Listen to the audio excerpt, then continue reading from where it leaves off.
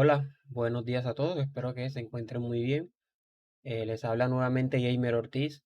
Vamos a comenzar con nuestro curso ahora sí, y la idea es que hoy hablemos de los conceptos más básicos que nosotros vamos a necesitar para que podamos poner en práctica más adelante estos primeros auxilios psicológicos. Vamos a tratar de explicar entonces una serie de conceptos que de pronto fuera del campo de la psicología pueden llegar a ser confundidos porque tienen muchas similitudes, pero muchas veces los procesos, ya sean mentales, fisiológicos o conductuales, pueden ser distintos, es decir, lo que la persona está pensando, lo que la persona siente o lo que la persona hace, y esto puede dar lugar conceptualmente a ciertas diferencias. Vamos entonces a comenzar con la sesión número uno, que la he titulado Conociendo la terminología básica. ¿Y a qué terminología estamos haciendo referencia? Pues a lo que nosotros denominamos estrés, tenemos también la angustia, la ansiedad y el miedo. Vamos a ir a dar primero una definición muy general y luego vamos a ir como que desglosando cada término con el fin de que podamos posteriormente diferenciar entre estas entidades o constructos psicológicos. En primer lugar, hablemos de estrés. Todos hemos escuchado esa palabra, todos hemos usado esa palabra para describir un conjunto de sensaciones que tenemos en nuestro día a día, ¿sí? Desde psicología lo vamos a definir como un proceso que nos permite adaptarnos y también es un proceso de emergencia, ¿sí? O sea que va a ser indispensable, imprescindible para que nosotros primero nos adaptemos al medio y segundo, como especie, hayamos podido sobrevivir. Vamos con la ansiedad, que también la usamos mucho en términos coloquiales y nos referimos a ella como esa sensación como de nerviosismo, ¿cierto? En términos más cotidianos, pero acá lo que debemos tener en cuenta es que la ansiedad incluye una serie de síntomas o manifestaciones que no solo van en el plano físico, es decir, lo que siento con mi cuerpo, sino que también contiene una serie de manifestaciones a nivel cognitivo, mental y también obviamente la parte de las emociones y que normalmente desde psicología se conceptualiza como esas manifestaciones que surgen cuando no hay un peligro real. ¿Cómo así que no hay un peligro real? O sea que en el momento que yo experimento estas sensaciones no está ocurriendo nada que comprometa mi supervivencia, mi seguridad, ¿sí? Así que nos referimos siempre, cuando hablamos de ansiedad, lo ligamos con el término de anticipación, porque nos adelantamos a ciertas circunstancias. Esto lo vamos a ver más en detalle dentro de poco. La angustia se puede llegar a confundir con la ansiedad, pero la angustia es una emoción que es mucho más compleja, es difusa, es muy displacentera y se acompañan de unos síntomas físicos que tienen una característica en particular y es que inmovilizan al individuo. O sea, limita nuestra capacidad para reaccionar. Cuando estamos ansiosos, podemos seguir reaccionando. Cuando entramos en angustia, ya ahí sí nos paralizamos. Pero nuevamente vamos a profundizar en este término. Y el miedo es una emoción, podemos definirlo también como una perturbación emocional y que en este caso se asocia a estímulos que están presentes, que de alguna manera tenemos contacto con ellos y que promueven o provocan esta reacción que también son físicas, también es una reacción física y una reacción mental. Listo, entonces aquí tenemos ya como un panorama general de cada uno de estos términos. Procedamos a desglosar cada uno. Primero vamos a hablar del estrés y vamos a hacer una aclaración muy importante. El estrés es habitual para nosotros como seres humanos. Es o está, es inseparable de la experiencia de vivir. Aunque nosotros lo hemos conceptualizado como o lo hemos relacionado con situaciones particulares negativas, el estrés nos permite estar vivos, ¿sí? Entonces, imaginemos el estrés como una relación entre lo que pasa en mi ambiente a mi alrededor y mi persona, ¿cierto? Y entonces vendría siendo en esa relación cómo yo estoy percibiendo los sucesos que me ocurren. Y yo los puedo percibir de dos maneras principalmente. Yo puedo asumir que las situaciones que tengo a mi alrededor son benéficas o son amenazantes. Cuando hablo de que son benéficas es que puedo obtener algún tipo de beneficio o no representan ningún tipo de peligro ni demanda, por ejemplo, o si llegan a representar una demanda, esa demanda la puedo suplir. Yo puedo cumplir con eso. Pongamos el ejemplo. Nos asignan un trabajo y nosotros evaluamos que tenemos las capacidades para poder dar cumplimiento con ese trabajo. Así que nos ponemos a trabajar en ello, ¿sí? Pero puede ser que nos presenten o nos den una asignación para la cual nosotros no nos sintamos competentes porque realmente de pronto no tenemos los conocimientos o porque la tarea es demasiado compleja para el tiempo en el cual nos las están, digamos, exigiendo. Ahí puede entrar un proceso de evaluación donde evaluamos esa tarea, esa asignación como amenazante. No nos va a matar la tarea, pero sí está excediendo las capacidades que tenemos en ese momento. Entonces ahí estamos hablando de una relación entre mi persona y el ambiente. Y es ahí donde se presenta el estrés. El más mínimo cambio que nosotros tengamos en nuestro día a día puede activar esta respuesta del organismo. Y por ejemplo, el organismo siempre va a tratar de mantener un equilibrio, ¿sí? Un equilibrio en las funciones psicológicas, las funciones fisiológicas. Así que, por ejemplo, nosotros necesitamos dormir, comer, tomar agua, de pronto ejercitarnos, entre otras cosas, porque son elementos, tareas que garantizan nuestra supervivencia y nuestro equilibrio. Si nosotros dejamos de comer por un periodo de tiempo bastante largo, se provoca el desequilibrio, como estamos viendo ahí en las figuras. Si no dormimos bien, igualmente, si no descansamos, obviamente, hay un desequilibrio. Esas, esas situaciones provocan una reacción de estrés porque promueven una respuesta en nuestro cuerpo, en nuestro organismo, para la búsqueda nuevamente del equilibrio. Si no hemos comido, vamos a poner los esfuerzos en comer nuevamente, pues. Si no hemos tomado líquidos suficientes, buscaremos líquidos suficientes, si no hemos dormido, etcétera.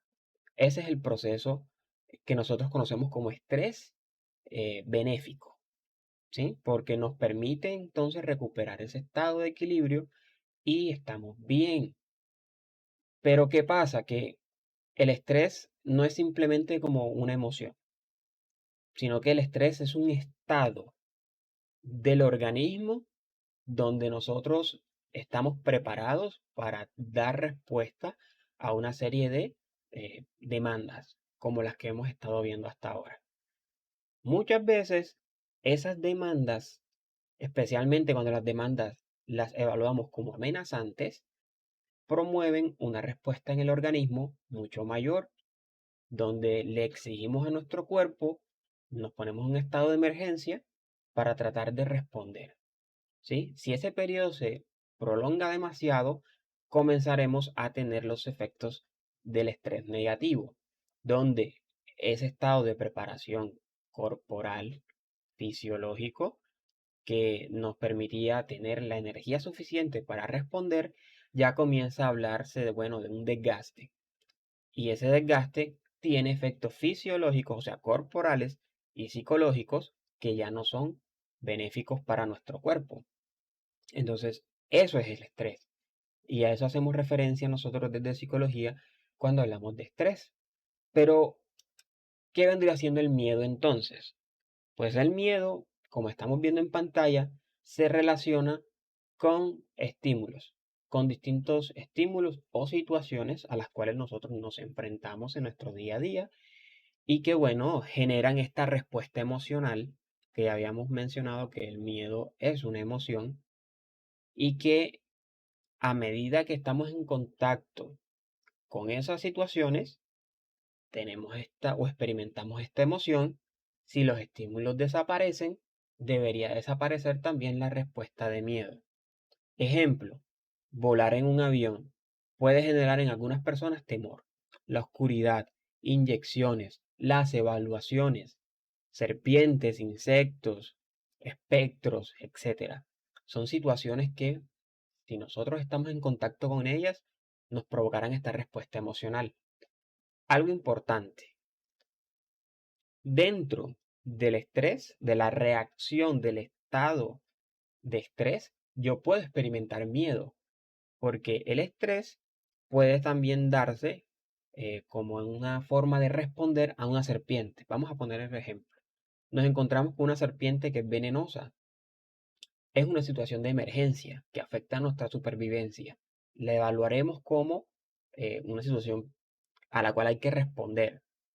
Y dentro de la reacción de estrés, de que, bueno, se segrega noradrenalina, adrenalina en nuestro sistema, por ejemplo, el corazón late más rápido, entre otras. También puede aparecer el miedo, porque las emociones nos permiten adaptarnos a las distintas situaciones. Y en esto el miedo va a promover que nosotros salgamos corriendo y que la serpiente, bueno, la dejemos atrás.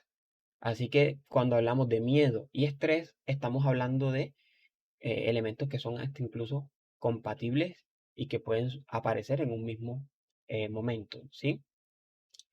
Ahora, digamos que la situación desaparece, el estresor, el estímulo, deberíamos nosotros regresar a nuestra respuesta normal, a nuestro estado normal, que es de calma. Listo. Entonces ahí estamos hablando de miedo. Pasemos a otro de los conceptos. Vamos a hablar de la ansiedad. La ansiedad se confunde mucho con el miedo. ¿Por qué? Porque la respuesta a nivel corporal es muy parecida, pero hay una diferencia que puede llegar a ser incluso sutil, y es lo que hablábamos hace un ratico de la anticipación. Cuando nosotros experimentamos ansiedad, estamos experimentando una serie de síntomas que se parecen mucho, pueden ser hasta los mismos que experimentamos cuando tenemos miedo, pero la gran diferencia es que la ansiedad aparece en ausencia de los estímulos. O sea, ya no estamos frente a la serpiente, frente al sapo, frente a la inyección, frente a la evaluación, sino que esos eventos van a ocurrir en un futuro cercano y nosotros aquí en el presente estamos pensando que van a ocurrir.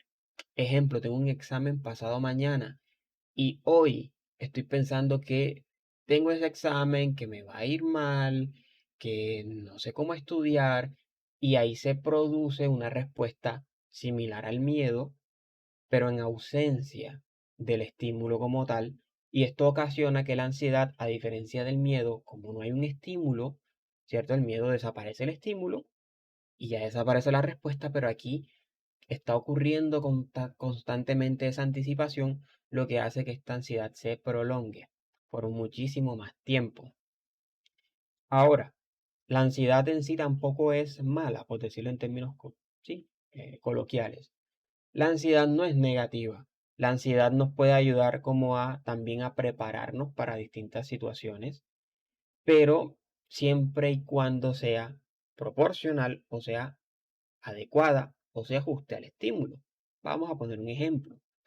Si una persona le tiene miedo a los aviones y le toca hacer un vuelo, se espera que la respuesta de ansiedad que tenga sea proporcional a la situación. Es decir, que eh, se acelere el ritmo cardíaco, que de pronto se acelere su frecuencia respiratoria, que se ponga tenso, pero tiene que haber una concordancia. No puede ser la respuesta desmedida en comparación con el estímulo. Es entendible que ante una experiencia como volar, esta reacción en el cuerpo, producto de la ansiedad, sea alta, elevada, intensa. Pero, por ejemplo, ante un examen donde no hay un peligro, porque en el avión de alguna manera existe un peligro de base, porque se puede caer, ¿cierto? Pero en una evaluación no, y las personas pueden llegar a, digamos, experimentar una respuesta de la magnitud de, por ejemplo, una situación que implica peligro para la vida. Y eso es lo que ocurre normalmente en lo que hablamos de la ansiedad, que ya es patológica. Cuando mi reacción es demasiado desproporcionada, demasiado intensa para el estímulo, o en este caso para la anticipación, o el estímulo que estoy anticipando, ¿sí? Entonces ahí estamos hablando de esta característica de la ansiedad. Y finalmente tenemos la angustia, que muchos autores la han definido como la emoción que está más arraigada a nuestra experiencia como seres humanos. ¿Por qué? Que primero tiene un evento o tiene un efecto inmovilizador, o sea, esa es la característica principal que tiene la ansiedad, perdón, la angustia, que a diferencia de la ansiedad o del miedo o del estrés, aquí no podemos responder, nos quedamos completamente inmóviles a las situaciones y está siempre vinculada a unas situaciones donde hay una desesperación bastante intensa, donde nosotros ya no podemos actuar de forma voluntaria y estamos sufriendo mucho. Ahora, la angustia puede aparecer en cualquier situación, no solamente cuando hay miedo o puede haber ansiedad o cuando estamos estresados. Por ejemplo, si estamos tristes, puede aparecer un periodo de angustia. ¿Cuál es la característica de la angustia? Que nosotros creemos que no podemos soportar lo que estamos experimentando ante una situación. Vamos a poner un ejemplo. La pérdida de un ser querido. Cuando esto ocurre, hay un dolor bastante grande, hay mucha tristeza, puede haber enojo, hay un cóctel de emociones.